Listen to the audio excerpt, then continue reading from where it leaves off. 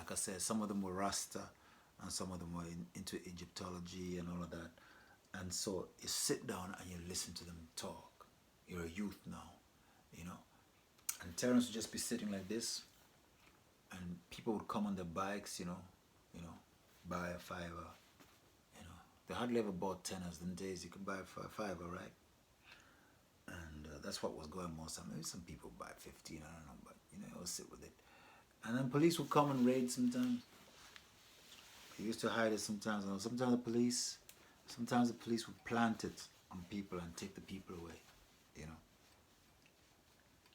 kind of things. But it was my school further down the road, on Atlantic Road. You had the Black History Archives.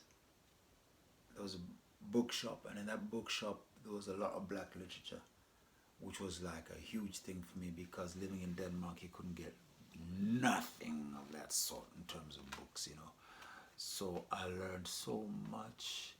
And there was this book called Itations of Rastafari, and there was this book, the Jahug books by Ascali Selassie, who I later got to know. Her and her husband, Carl Gale, very close to Bob Marley. Ascali Selassie used to do the publishing for Bob Marley. I'm name dropping. Yes, I am. Of course I am. Because my reggae story, right? Yeah. So,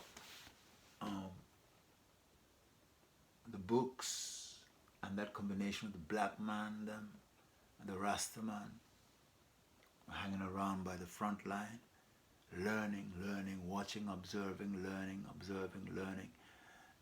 That's how I ended up meeting Country Boy, because there was a shop right next to there, and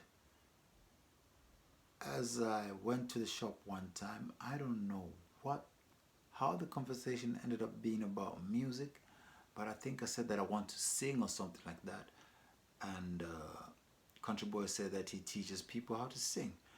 And then he asked me, do you play an instrument? I say, yeah, I play guitar. He says, where's your guitar now? I said, well, I can go get it. He says, all right, then go. And so I ran from Railton Road, under the rails, which by the way is called Bob Marley Way. You can go there and check it. So from Railton Road, down this road, I can't remember what it's called, and then you get past Mayor Road. Mayor Road is right along the rail track, and then you go underneath the rail track, there'll be Bob Marley Way, and then you're over by Summerlayton Road, and then down to the left, Clarewood Walk, up the stairs, ran on the passage, burst into the room, pick up my guitar, run right back, and before he's even ready, Country said, "Why are you back already?" And this is me panting, and my guitar's like, there is a Rasta man who wants to hear me sing my guitar. So I played for him a song, and he says, "Oh, you got a nice voice, but that's not reggae." I said, "It's not reggae." He says, no, that's like Lovers Rock, that's like the stuff from UK. Here, so I grabbed the guitar and says, "This is how you do it. You do the reggae. Ching, ching." And that is how I ended up. And then he says to me, "Well, you have a voice, and I like the way you run for your guitar. You're very enthusiastic, and I love your spirit." And I said, "You must come to the rehearsal. I'm just down that road over there. It's called 123 Mail Road. Come on Sunday. Come at," I can't remember if it was 2 o'clock on Sunday. We're going to be rehearsing with the band." And that's how I ended up being in the band. And then at the band rehearsal, they taught me how to play the reggae properly, and I sang you that song. We dream of Zion while we dream of Zion while we're singing on the street corner. And the big man them loved the music, And I said, "Boy, I have more song, And then there's a song I had called Fig Tree. It was called "Learn a Lesson from the Fig Tree." These are the words of Christ, right? "These are the early days of childbirth. Tougher the battle, sweeter the victory. We will be seeing the new earth. Jah live." And in my mind I had this bass line go,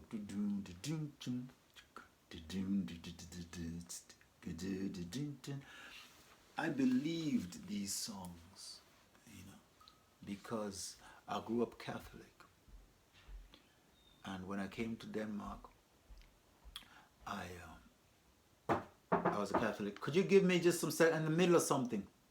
Yeah. Um, I grew up.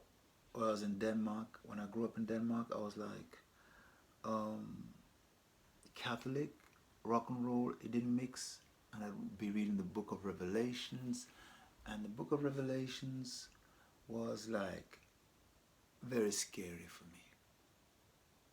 So I loved rock and roll, and I'd be listening to heavy metal, and songs like Accept, but also Well Named. I wasn't listening to it, but you'd hear it because the kids were playing it at the school. So you had Iron Maiden, Iron Maiden, 666, number of the beast, sacrifice is going on tonight. And then I saw it. Do do do do do do do do do do.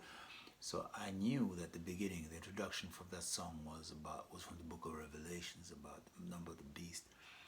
But I never really listened to the lyrics of the song. But I kept hearing them say, "And then I saw, and then I saw." So that whole thing of the "and then I saw," I thought he was actually singing about what John the Baptist had seen, because John was like, "And then I saw this, and then I saw that," So I put those two things together, and it would just freak me out, and I'd be reading that book and it would freak me out, and I'd be reading certain places saying that Elvis Presley is gonna burn in hell because of rock and roll, and I loved rock and roll, and to me the Catholic faith was the real faith, and so this big dilemma came along where I did not know what to do, and that was the time I started listening to Bob Marley. So by the time I started listening to Bob Marley, everything was solved.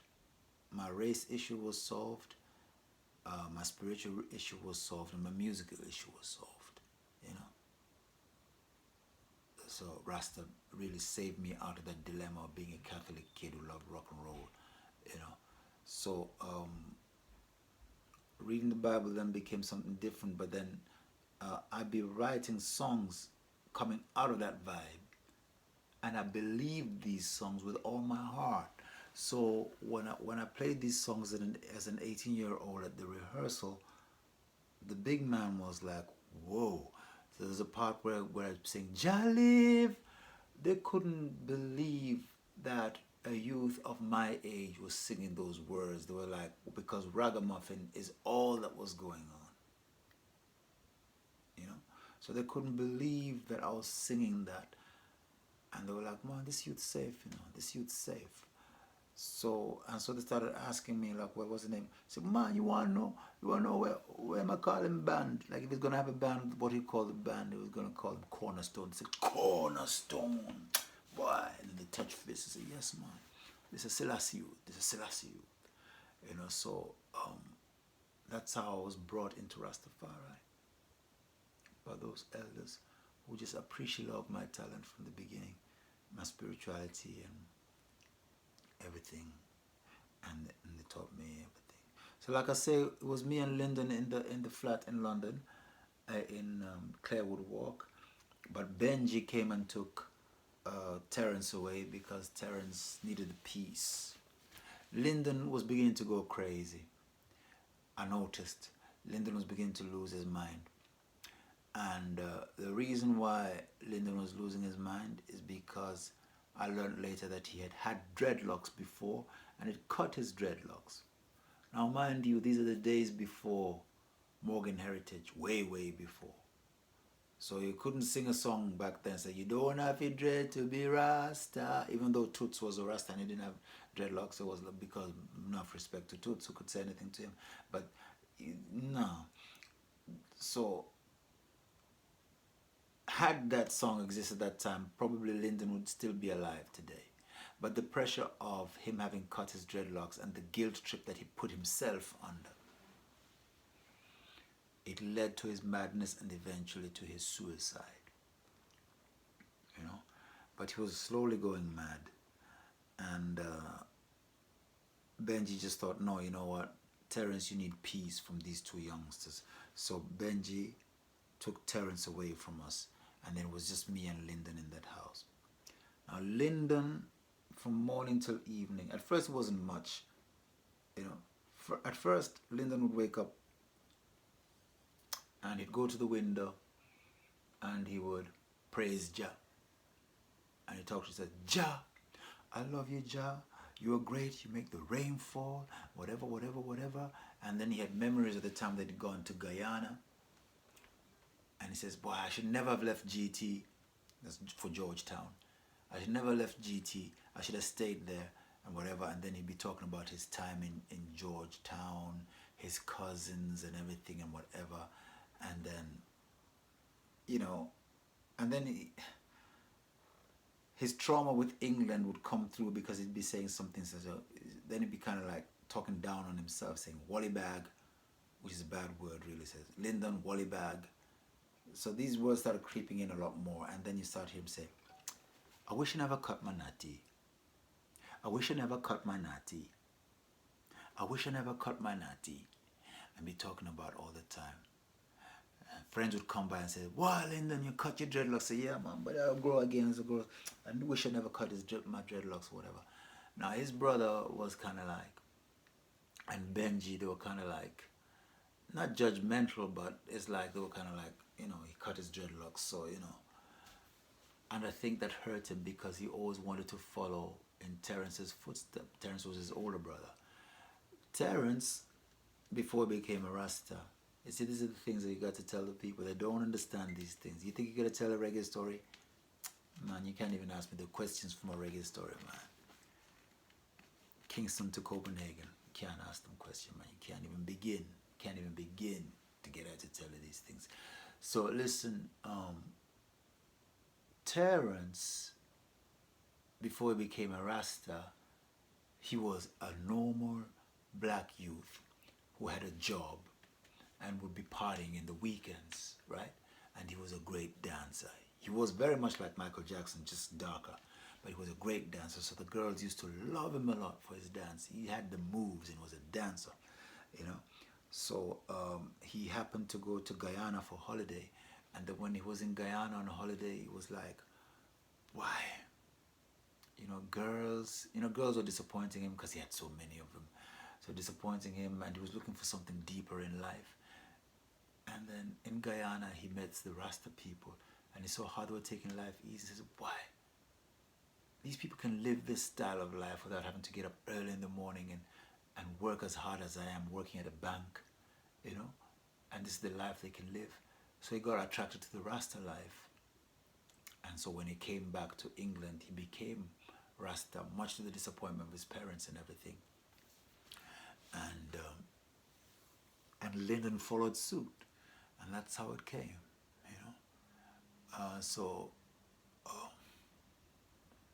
Terrence kept up, still has the same locks. I met him the other day when he reminisced about the first time I met him. Lyndon was long dead. I came back from a cleaning job one afternoon, and as I was going, it's a Victorian house, as I was going up the stairs, come to the part where you turn around for the other stairs. As I turned around, I saw 2 pairs of shoes, and I know it was Lyndon's shoes. I had a packet of biscuits with me that dropped right down to the ground. That was my tradition, buy a packet of digestive chocolate cookies. And then that dropped down to the ground. I saw the feet. I followed this feet. I looked up, and yes, it was Lyndon. He had fulfilled what he said he was going to do. He destroyed himself. There he was, hanging from the roof, on Mayo Road. That was in 164 Mayo Road. So I called the police. Now, I went to his mother's place, and the mother called the police.